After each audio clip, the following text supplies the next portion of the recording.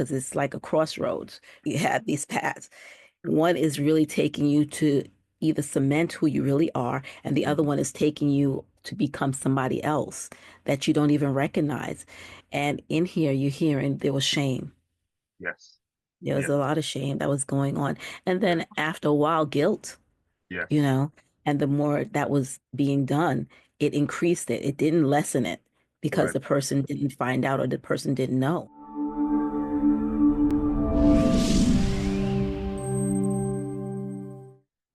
Hi and welcome.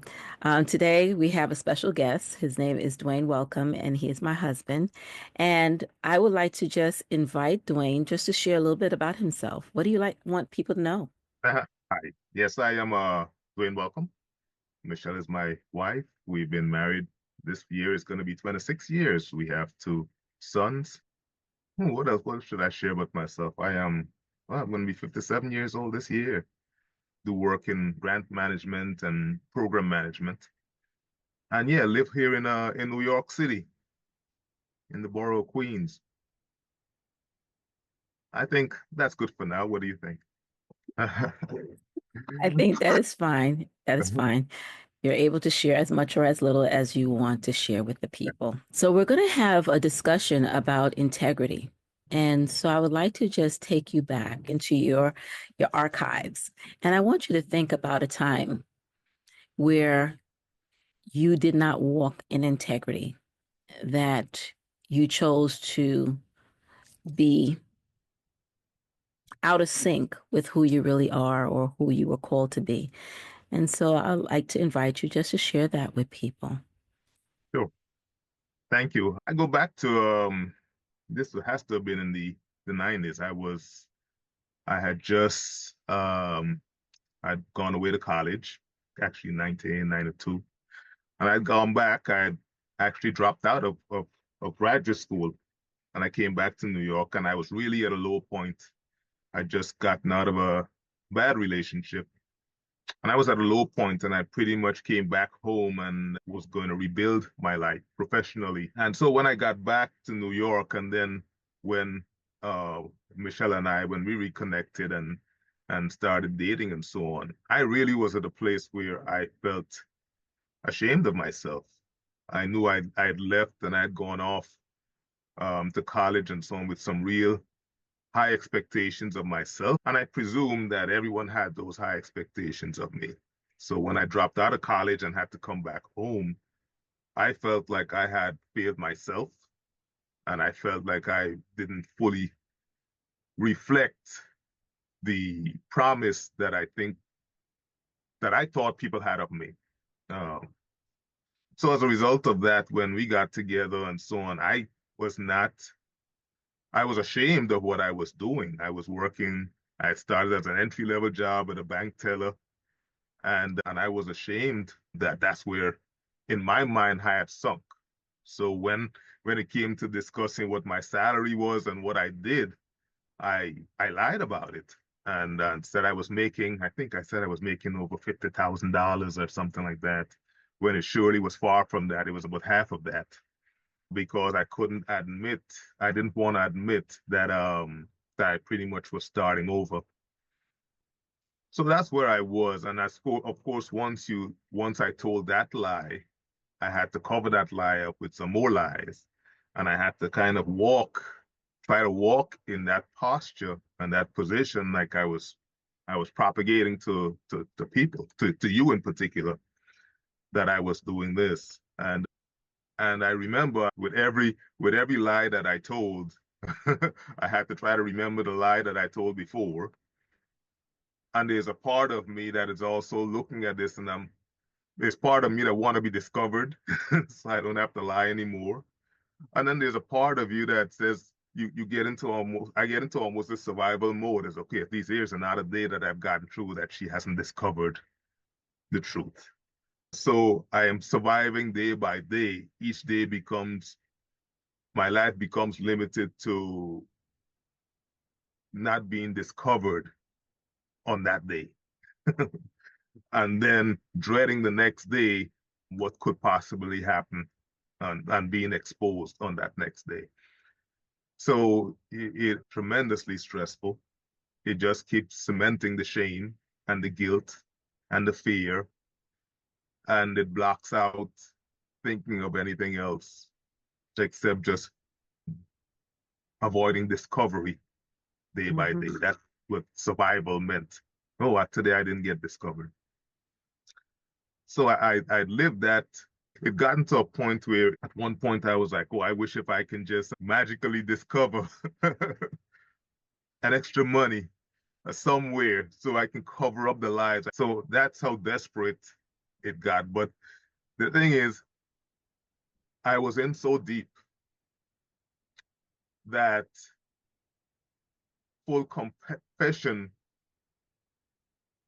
weighed against living this survival lifestyle. In effect, I'm weighing which one would be worse. Mm-hmm. And I wasn't ready until discovered to to be in truth. It was just like, okay, this one more day, I'll go through this one more day. Just do this one more day. But then there's another part of me that is begging to for this whole thing to be exposed so I can be one person and not live this double life. So yes, I do. What comes to mind is the stress, is the constant lack of sleep. Mm-hmm. It's a very tortured lifestyle because I know this is not who I want to be, but also I am ashamed of being that person who I am and operating in truth because I felt like I had not met my full potential. And I was a disappointment to me and to you if you found out who I was. So that comes to mind as I think of that period in my life and the impact that it had. Yeah. Thank you so much for sharing that and for your transparency with that. I would like to just follow up on what it is that you had shared. In the moment when you made this decision to cover one lie with another lie with the other lie, how did you justify it to yourself? Oh, that's a good question. I think there's a couple of things that you think that I thought of. Okay, at some point I'll tell her the truth. At some point I'm gonna, this is not really who I am, but at some point when the right time comes, I'll tell her the truth. Mhm. So that is one thing. And then the other thing that I rationalize in my own mind is that it is really not a big deal. It's not hurting you. Okay, Mhm. we're not married as yet. So this is my issue to grapple with. Then the other thing I rationalized, I was like, well, in time, if I get to where I am at that place where I'm not a disappointment, then everything that Mhm. happened before is not going to matter. Yeah. So these are the Mhm. rationales in my head that says to me, okay, what she doesn't know wouldn't hurt Mhm. her. It is really my situation to handle and to deal with. I am not asking you to pay my way. So I'll make it. It's my Mhm. situation, and that it's really not a problem in the sense that it will be overcome, and then all will be well. Mhm. Even though I knew that it was stripping away from me, I think of it as when I'm driving and I miss the turn, and then you look to the right, you see where I should be going, but where I am is taking me further and further away from where I should be. So I know that I'm losing part of me the further I go down this road. Mhm. But I am not desperate enough as yet to get off at the next exit or to turn around and get back to that point where I parted. So those are some of the things I thought I told myself. It's my Mhm. problem for me to solve. When I solve it, it'll be like nothing happened. Yeah. Yeah. So and that I can solve it. Mm-hmm.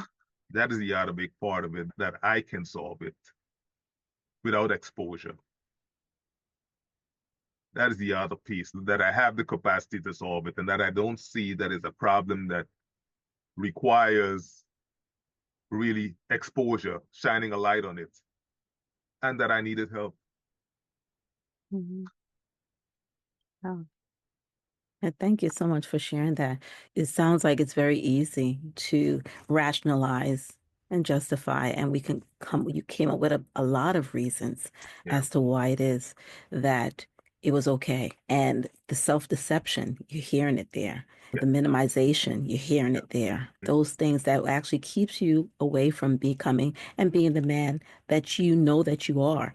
Okay, and so you're talking about being misaligned inside of yourself because you have a vision of who you are, but yet these behaviors and these decisions was actually taking you away from that. yeah. And I love the visualization because it's like a crossroads. You have these paths. One is really taking you to either cement who you really are, and the other Mhm. one is taking you to become somebody else that you don't even recognize. And in here, you're hearing there was shame. Yes, There was yes, a lot of shame that was going on. And yes, then after a while, guilt, you yes. know, and the more that was being done, it increased it. It didn't lessen it because Correct. the person didn't find out or the person didn't know. Because I didn't know didn't make it easier. It made it a little bit harder because it was piling on with each lie, with each deception. It piled on because you weren't operating in truth. And so it makes the burden even heavier.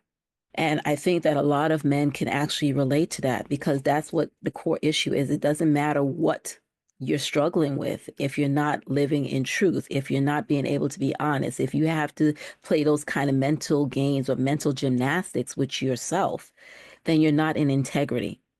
You're not projecting who you really are. Okay. Because who you are should be who the world sees. That's alignment. If you're not projecting the same person as who you are, then you're misaligned. Okay. And so that's what we're talking about when we speak about integrity. We want that internal alignment.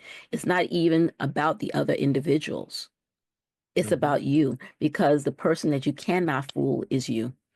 Okay. You can lie to everybody else, you can deceive everybody else, but you cannot deceive yourself. So you knew the truth. So even with the rationalizations, it wasn't really flying. Yeah. It wasn't really flying, you know, if it's impacting your sleep, if it's causing a lot more stress. And I'm sure that it had to even be impacting your digestion, the ability to eat and enjoy your food. So even those little pleasures in life, they get tainted or they got tainted because of the lie that was actually set in the relationship, because Mhm. that's a foundational thing. I would also add to, if I may, it stripped me of getting the fullness of life. Mhm. Because as I'm living in this survival mode, I'm not fully embracing life and embracing myself, fully enjoying, because it's always there. It's like a heavy weight Yeah. that I'm carrying with me all the time. And it's not just, the other part of it is that it takes me away from who I am. And it takes Mm. me away also from being a better version of who I am as well, because it's an anchor. It holds me in place away from who I am. And it doesn't allow me to develop those habits that would allow me to become the man that I want to be. So I'm stuck in place. Hmm.